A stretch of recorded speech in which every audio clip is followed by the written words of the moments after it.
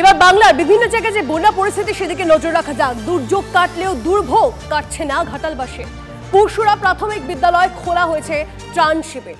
সেখানে medical camp বসিয়ে 24 ঘন্টা চিকিৎসা পরিষেবা দেওয়া হচ্ছে।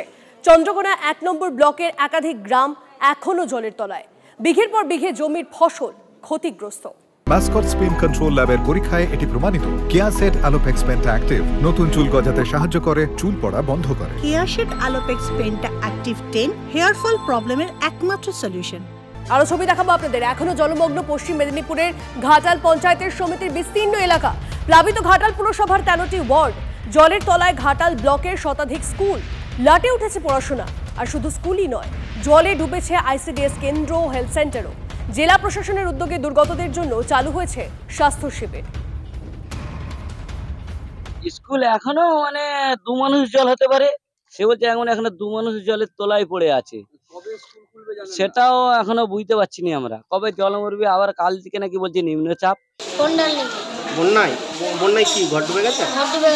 তাহলে পড়াশোনা কিভাবে করছো? সবাই মিলে এখানে সবাই মিলে বসে পড়াশোনা করছো এই স্কুলেই? হ্যাঁ। স্কুল তো তাহলে এখন ছুটি। হ্যাঁ।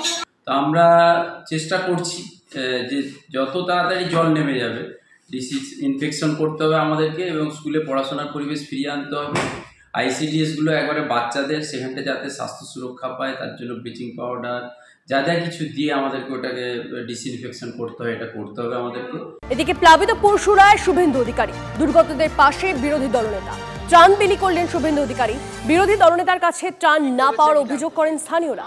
ত্রাণ বিলিতে রাজনীতির অভিযোগ তুলে সরব হন স্থানীয়রা। প্লাবন পীড়িতদের পাশে থাকার আশ্বাস শুভেন্দু অধিকারী। রান্না করা খাবার